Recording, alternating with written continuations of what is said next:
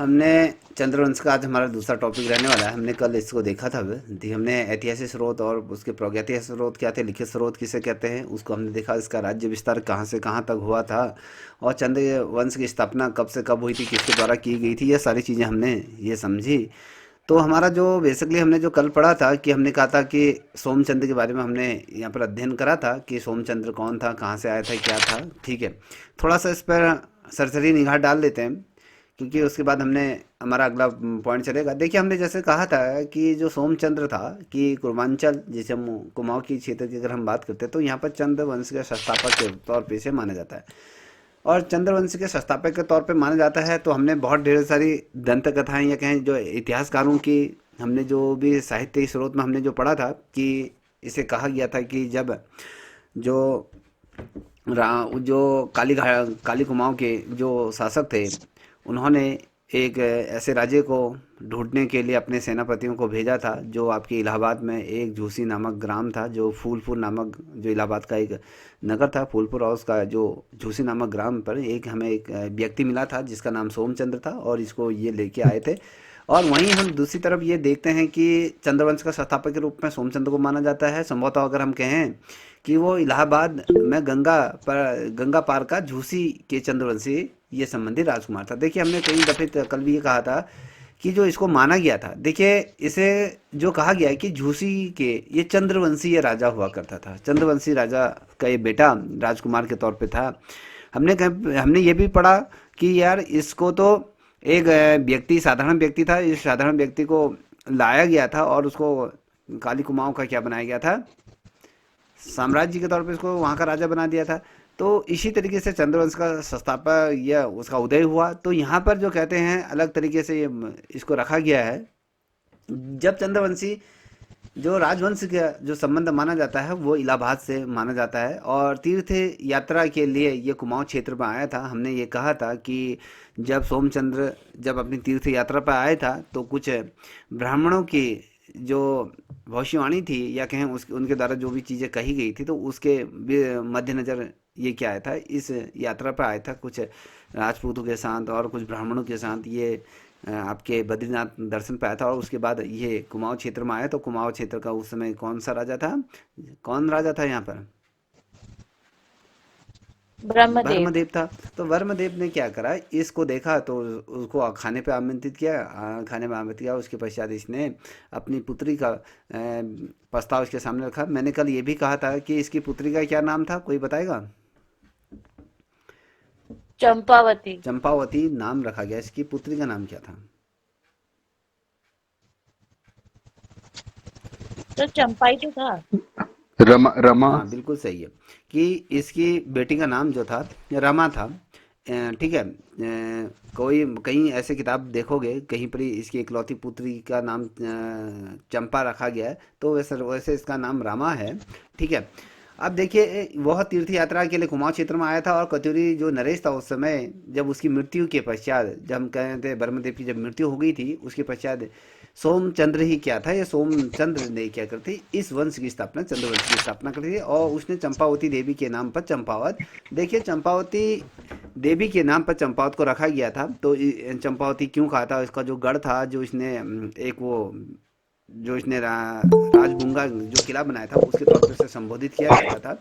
ठीक है, जो बेसिकली हमने कहा था कि ब्रह्मदेव की जब जब मृत्यु हो गई थी और उसको देखकर ये बहुत ज़्यादा प्रभावित है, यार ये योग्य लड़का है, इस तरीके से इसे माना गया था। तो इसके साथ जब अपनी बेटी या पुत्र का जब विवाह किया गया था, इससे जब शादी के लिए इससे प्रसाद, तो इसने तो हाँ कर दिया था। और आपको पता है कि 15 बीघा के आसपास इसको ज़मीन दान में दे दी गई थी और जो ज़मीन इसे दी गई थी तो उसी ज़मीन पर इसने क्या करा था, अपना ये कौन सा किला बनाया था, कौन सा किला बनाया था, राजबुंगा। राजगंगा किला बनाया था। देखिए, बिल्कुल राजबुंगा। सही कहा आपने कि चंपावती देवी के नाम पर चंपावत रखा गया था। कभी क्वेश्चन पूछा जाता है कि चंपावत का नाम किसके नाम पर रखा गया है, तो आपको बताना है चंपावती देवी के नाम पर रखा गया है। और उसने अपनी राजधानी यहीं पर ही बनाया, को लंबे समय तक इसने यहाँ राजधानी बनाया। फिर उसके बाद हस्तांतरण जो हुई अल्मोड़ा ये हुई थी, तो उसने अपने जो नवनिर्मित जो किला था राजभुंगा के आसपास के क्षेत्र को विद्वान और ब्राह्मणों और जो गैर कोली या बरियाला या विश्वकर्मा या तम टोटा या बाजदार और बनिया, ये जो भी अलग अलग जो जाति के जो लोग थे, चाहे ब्राह्मण हो, जो ही अन्य अन्य जितने भी यहाँ पर हमने दर्शा रखे, तो इन लोगों को इसने इस क्षेत्र में बसाया जहाँ पर इसको 10 बीघा जो ज़मीन मिली थी। जो राजबुंगा जो किला इसने बनाया था, बहुत ही ज़्यादा भव्य किला ये माना जाता था उस टाइम पे। और जब इसने इस क्षेत्र में ये बनाया तो ये तमाम जातियों को इसने यहाँ पर बसाया। और देखिए, एक राजा कब राजा कहलाया जाता है, हमने कल भी इस पे चर्चा करी थी, राजा कब कहला राजा बनाया जाता है, जब वो किसी जो लोग होते हैं, जनता का क्या बनता है, जब प्रतिनिधित्व करता है, जब जनता के बीच वो रहता है और जनता के साथ क्या करता है, इंट्रोडक्शन करता है, या कहे तो उसके पश्चात क्या करता है, वो कहीं ना कहीं उस साम्राज्य का कहीं ना कहीं राजकुमार या राजा ये कहता है। और जब ये सारी चीज़ों को इनको बसाए तो यहाँ जो राजकाज सुचारू रूप से चलने लगा। और उसके बाद शायद अगर हम देखें तो समूह, अब यहाँ पर देखो कि जब ये सारी चीज़ें चलने लगी, इसका शासनकाल जब चलने लगा, तो समूचे कुमाऊं क्षेत्र पर, जैसे अगर हम देखें, खस हो गया, नाग हो गया, भेद हो गया, चंडाल हो गया, आदि जो जातियाँ थी, जो ठुकराई ये जो जाति थी, तो 2 भागों में इसको विभाजित किया गया था। कभी क्वेश्चन पूछा जाता है कि समूचे कुमाऊं कितने भागों में विभाजित था, कितने भागों में विभाजित था? दो।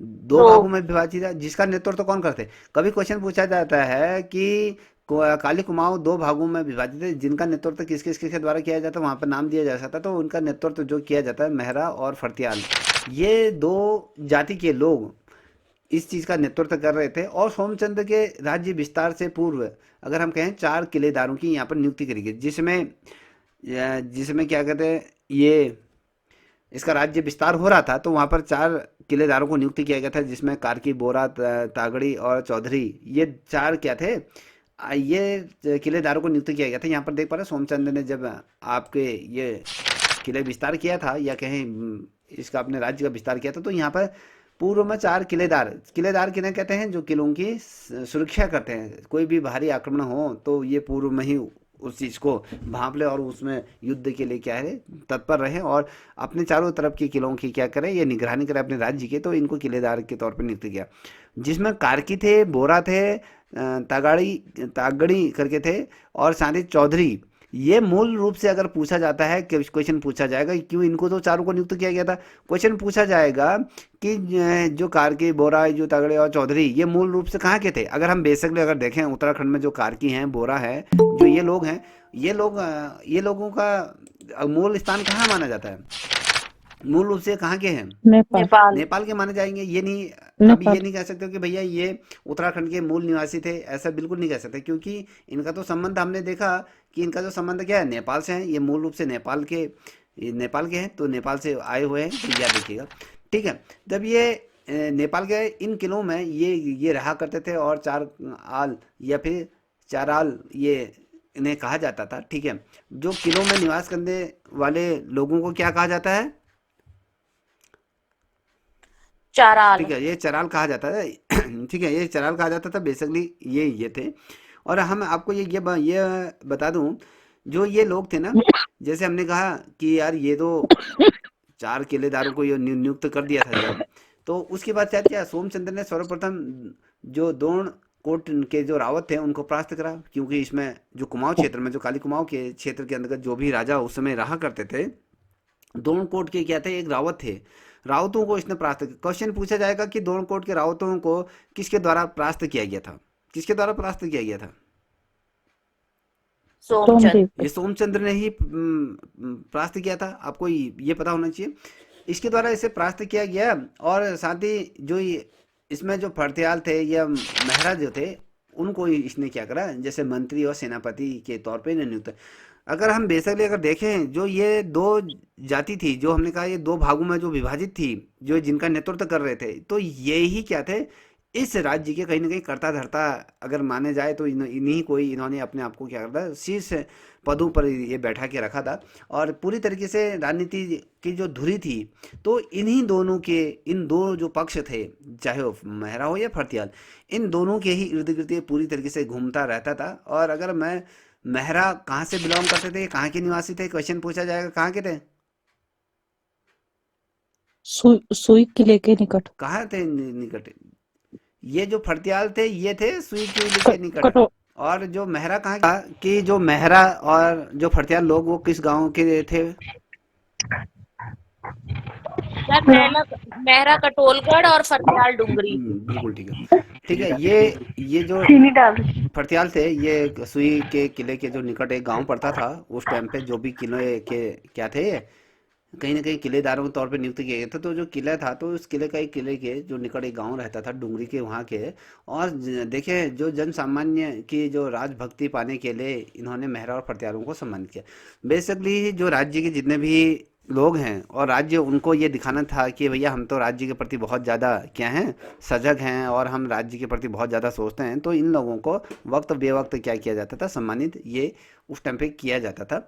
और अगर हम देखें, यहाँ पर आप देख पा रहे होगे कि संसार चंद्र इस वंश का अगला शासक बना। देखिए, हमने कल आपको ये बोला था कि इसके अंतर्गत कौन कौन से शासक रहे हैं, कौन कौन से अलग अलग शासकों की हमने कल भूमिका के बारे में भी बोला था कि संसार चंद्र क्या रहा, इस क्रम में क्या था, अगला शासक के तौर पे इसे नियुक्त किया गया था। और उसके बाद शायद अगर हम देखें बेसिकली, तो इसके बाद जो था दूसरे नंबर का जो राजा था वो आत्मचंद्र था। हम आत्मचंद्र के बारे में अभी चर्चा करेंगे। आत्मचंद्र था वो आपका 1046 से 1066 ईसा पूर्व इसका था। और साथ ही का कहे राज्य विस्तार में, अगर हम जो भी राज्य विस्तार जिस तरीके से हुआ सोमचंद्र के समय में, तो आत्मचंद्र ने अपने पिता की सहायता की थी, और 20 वर्ष तक इसने शासन को यथावत तरीके से क्या करता, कार्य किया था। इसके बाद अगर देखें, जो संसाचंद्र इस वंश का अगला शासक के रूप में जो अब बना, कहते हैं कि इसके बाद शायद जो बनता है वो आत्मचंद्र था। इसके बाद जो क्रमशः अगर कहें, जो यहाँ पर आप देख पा रहे होगे, सुधा चंद्र, हरिचंद्र, बीना चंद्र, ये गद्दी पर ये बैठे, ये अलग अलग ये बताते हैं कि अलग अलग लोगों को ये उस टाइम पे गद्दी में बैठे। कहा था कि जो संसाचंद्र था वो अगला राजा बना। तो अगर हम सोमचंद्र की अगर बात करें, तो उसके पश्चात आत्मचंद्र बना, याद रख लीजिएगा कि आत्मचंद्र बना। फिर उसके बाद अगर हम कहें, जो उसके बाद जो दूसरा राजा बना था वो पूर्णचंद्र बना। फिर उसके बाद चौथा जो राजा था इंद्रचंद्र बना। उसके पश्चात अगर हम कहें पाँचवें नंबर के राजा की बात करते हैं, तो वो आपके संसार चंद्र रहा। और छठा नंबर के राजा की बात करते हैं, तो वो फिर सुधा चंद्र रहता है। फिर अगर हम बात करें, जो सातवें नंबर के हरिचंद्र की बात करते हैं। फिर आठवें नंबर का जो राजा होता है वो उसका नाम होता है आपका जो बीणा चंद्र होता है। तो उसके पश्चात हमने कहा कि बीरा चंद्र के बाद फिर वीर चंद्र आता है। तो अलग अलग टाइम पे अलग अलग ये राजा हुए। ठीक है, अब हमने ये जैसे क्रमशः ये गद्दी पर बैठे, कहते हैं कि विशेष, अगर हम कहते हैं तो इनके गद्दी में बैठने का भी कहीं ना कहीं हमें पूरी तरीके से पुख्ता जानकारी हमें प्राप्त नहीं हो पाती कि कौन सा बंदा किस वक्त बैठा। और बीना चंद्र की जब हम बात करते हैं, तो बीना चंद्र जो था ये आपका 8वें नंबर का राजा था। ये एक क्या था, विलासी प्रवृत्ति का एक राजा था। कभी क्वेश्चन पूछा जाता है कि चंद्रवंश का वह कौन सा शासक था जो विलासी राजा की भूमिका में रहा। ये विलासी प्रवृत्ति का राजा था, बहुत ही ज़्यादा अय्यासी ये किया करता था। और बेसिकली अगर हम देखें, तो ये जो राजा था इसकी योग्यता बेहतर नहीं थी, ये अयोग्य राजा था कहीं ना कहीं। तो अयोग्यता का लाभ उठाकर इसने आसपास के जो खस राजाओं को अपनी स्थिति और सुदृढ़ करने की कहीं ना कहीं मौका दिया। क्योंकि जो राजा हमेशा भोग विलास करेगा, जो हमेशा नशे में रहेगा, जो उसके पड़ोसी जो राजा होंगे वो क्या करेंगे, कहीं ना कहीं उसका फायदा उठाएंगे नहीं उठाएंगे। तो जी उसी सर, जी तरीके सर। से जो इसके पहले जो राजा थे, जैसे हमने कहा खस जो राजा थे, खस राजाओं ने क्या करे, अपनी स्थिति, क्योंकि ये विलासतापूर्ण जीवन को यापन करा था, तो इसको उतना ज़्यादा मतलब नहीं था राज्य से। तो कहीं ना कहीं वो खस राजाओं ने अपनी स्थिति को बहुत ज़्यादा शानदार तरीके से इस्टेब्लिश करी। और संभवतः अगर हम कहें, तो ये खसों का जो विरोध के कारण चंद्रवंश की जो मंडली थी, स्थिति भी कहीं ना कहीं समाप्त होगी। तो इसके समय में जो मांडलिक जो स्थिति थी, जो एक वो समाप्त होने लगी, और स्वयं जो खस राजाओं के ये अधीन बनकर ही रह गया। तो बेसिकली अगर कहें, तो खस राजाओं ने कहीं ना कहीं इसे अपने अधीन कर दिया था। क्योंकि अपनी जिस प्रकार से क्षमताओं के माध्यम से, जिस तरीके से इन पे जो, अगर हम बात करें, जिस प्रकार से इन्होंने अपनी रणनीति बनाई, उस रणनीति के तहत इन्होंने बहुत शानदार प्रदर्शन करा, और खस राजाओं ने इस राज्य को अपने अधीन कर लिया। और उसके जैसे हम कहें, संभवतः अगर हम देखें, जो सोमचंद्र था, सोमचंद्र मंडली राजा था। क्योंकि इसने क्या करते, जो मांडलिक जो राजा था, तो उसको इन्होंने खसों ने क्या करता है, अपने अधीन कर लिया। और डोटी के राजा के अधीन ये हुआ करता था, जो ये मंडली था। तो ये जो डोटी के ये राजा के अधीन होता था। जो डोटी के राजाओं ये मल्ली मल वंशी, ये मल वंशी ये, और मल वंशी राजा किसे कहा जाता है, कभी क्वेश्चन पूछा जाएगा तो कौन सा राजा होगा? सर जो नेपाल के थे, हाँ, तो ये वाला राजा था। नेपाल के थे हाँ सर, जो उस समय अशोक चलता था हाँ। शायद। तो और रैका राजा, तो ये रैका राजा भी इनको कहा जाता था। इनको क्वेश्चन पूछा जाता है कि जो रॉक रैका जो राजा किसे कहा जाता है, तो किस नाम से जाना जाता है? डोटी राजा जो हाँ, मलवंशी तो थे वो उनको। उनको कहा जाता है। और सोमचंद्र के समकालीन डोटी राजा जो थे जयदेव मल ये हुआ करता था। क्वेश्चन पूछा जाएगा कि सोमचंद्र के समकालीन कौन सा डोटी राजा हुआ करता था, तो उस राजा का नाम पूछा जा सकता है। तो आपको पता होना चाहिए वो जयदेव मल वो था। इसके समकक्ष माना जाता था। जिस समय इसका शासनकाल था उस समय जयदेव का भी शासनकाल हुआ करता था। और जो इनकी जो कुल देवी हुआ करता, जैसे आपने अभी मेरे से पूछा था कि ये जो चंपावती कौन थी, जो चंपावती थी तो ये उसकी पत्नी नहीं थी, तो ये क्या थी, इनकी कुल देवी थी। और कुल देवी के नाम से चंपावती को चंपावत के नाम से बाद में जाना गया।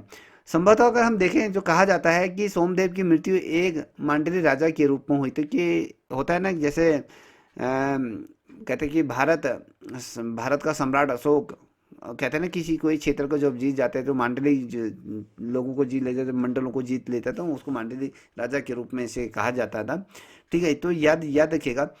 बेसिकली अगर हम देखें, जैसे चंद्रवंशी के बारे में अगर मैंने आपको परसों भी कहा था, अगर हम प्रथम भाग को देखें, बेसिकली अगर हमने इसको कहा था कि भैया इसको हम 4 भागों में विभाजित करते हैं। ठीक है, 4 भागों में जो हम विभाजित करते हैं, तो प्रथम भाग में हम जो देखते हैं बेसिकली उसमें कहते हैं कि यार चंद्रवंश की स्थापना कैसे हुई, उसकी पृष्ठभूमि कैसे हैं, और उसमें जो महत्वपूर्ण जो राजाओं की अगर हम बात करते हैं उसमें 12 से 13 राजाएं क्या होते हैं, प्रमुख राजाओं के नाम केवल उसमें ही दिया जाता है जिनके द्वारा बहुत बेहतरीन कार्य हुआ था।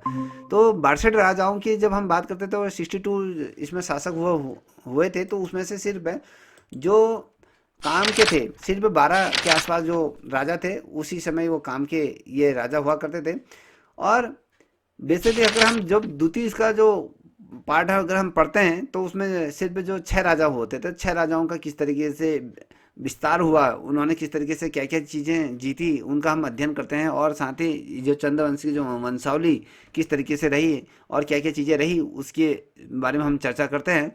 और जो हम अगर देखें, जो तीसरा भाग होता है, तीसरे भाग में कहते हैं कि जितने भी हमने कहा है कि 1 से लेके 62 या 63 जो राजा रहे, और सभी राजाओं के बारे में हम छोटा छोटा अध्ययन करते रहते हैं। और जो इसका चौथा भाग जो हम देखेंगे, तो चौथे भाग में हम देखते हैं कि यार जो इसका जो अंतिम शासक थे, हमने कहा महेंद्र था, उसका प्रशासन कैसा था, उसका राजनीतिक इतिहास कैसा रहा, उसका आर्थिक तौर पे कैसा है, धार्मिक तौर पे कैसा रहा, सांस्कृतिक व्यवस्था के बारे में हम चर्चा करते हैं।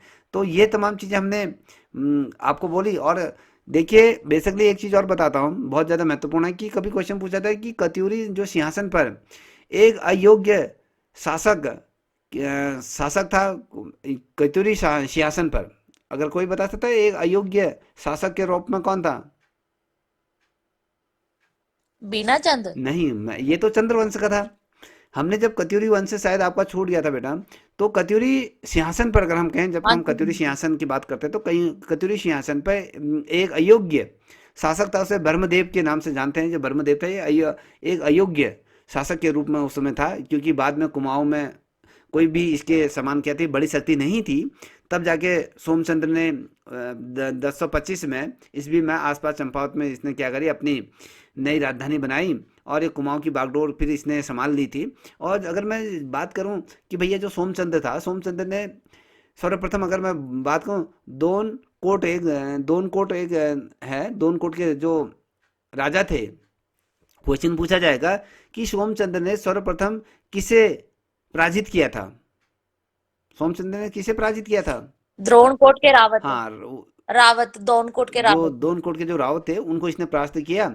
और अगर बात करें जो सोमचंद्र थे, सोमचंद्र के जो ग्रामों में बेसिकली जो बूढ़े थे, ये बूढ़े बूढ़े जो बूढ़ा बयानों को इन्होंने क्या करा था, नियुक्त किया था। और हम अगर देखें जितने भी हमारे इतिहासकार हैं, चाहे आपने जैसे कहा मानवोदय के जो कवि रहे, जो भक्त कवि भक्त की बात करें, या फिर एटकिंसन महोदय हो गए, या फिर आपके पातीराम हो गए, या फिर डबराल जी हो गए, या फिर अगर हम कहें जो भी अन्य हैं, तो इनके नाम ने, जैसे बद्रीदत्त पांडे भी की हम बात करते हैं, जैसे जो सुप्रसिद्ध अगर हम मानते हैं सोमचंद्र के, अगर मैं कहूँ ये चंद्रवंशी के बारे में जिन्होंने अपने इतिहास में लिखा है, वो दो बड़े ही फेमस रहे हैं। एक तो एटकिंसन रहे थे और एक बद्रीदत्त पांडे रहे थे। इन्होंने कहा था कि भैया इन दो शख्सों ने ये कहा था कि सोमचंद्र ही क्या था आपका जो चंद्रवंश का संस्थापक के रूप में, इसको इन दोनों ने भी माना था, और लोग इसके समर्थन में नहीं थे, मगर ये दो जो लोग थे इन्होंने कहा था कि भैया कि जो सोमचंद्र था यही चंद्रवंश का संस्थापक के रूप में माना जाता। और मुझे ये बता सकते हैं तो जो राजबुंगा किला बनाया गया था वो कहाँ पर बनाया गया था? तो चंपावत में बनाया गया था, काली कुमाऊं। हाँ, तो ये बिल्कुल सही है कि आपने जो हमने कहा जो राजबुंगा जो किला था तो वो आपके चंपावत में बनाया था। ये किसके द्वारा बनाया गया था? सोमचंद्र। सोमचंद्र को ब्रह्मदेव ने कितनी भूमि दान की गई थी? 15 BC के बराबर। हाँ, बिल्कुल सही कहा। तो एक चीज़ और बताता हूँ कि ये जैसे सोमचंद्र था, जब सोमचंद्र जब सोमचंद्र का जब आगमन हुआ था उस टाइम पर अगर देखें, उस टाइम पीरियड में अगर देखें, जो ब्रह्मदेव था, ब्रह्मदेव ने क्या करा था उस टाइम पे? ब्रह्मदेव ने जो टनकपुर था, टनकपुर नेपाल के मध्य में क्या था, एक ब्राह्मदेव जो ब्रह्मदेव मंडी की स्थापना करी थी। क्वेश्चन पूछा जाएगा कि किस आगमन पर ब्रह्मदेव ने ब्रह्म मंडी की स्थापना करी थी? कहाँ पर करी थी? टनकपुर में। टनकपुर और नेपाल के मध्य में करी थी। ठीक है, क्वेश्चन पूछा जाएगा कि सोमचंद्र के आगमन पर टनकपुर और नेपाल के मध्य किस चीज की स्थापना हुई थी? किस चीज की हुई थी? मंडी। ब्रह्मदेव मंडी, मंडी जो की। ब्राह्मदेव का जो था, ये ब्राह्मदेव मंडी के रूप में इसे स्थापित किया गया था, जो ब्रह्मदेव है जिसे हम कहते हैं, तो इसके रूप में इसको यहाँ पर ये इसको स्थापित किया गया था, तो याद रखिएगा। अब देखिए उसके बाद यहाँ